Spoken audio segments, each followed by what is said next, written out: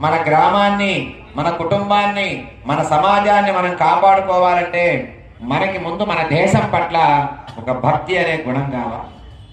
మన దేశం పట్ల, మన సమాజం పట్ల, మన ప్రజల పట్ల, మన కుటుంబం పట్ల, మన పరిస్థితుల పట్ల, మన ప్రదేశాల పట్ల మనకి రక్షించుకునేటటువంటి ఒక గుణం కలిగితే ఒక ఆరాటం వస్తుంది. ఏదైనా సమస్య వచ్చినప్పుడు అందరూ పోరాటం చేయడానికి వీలు వస్తుంది.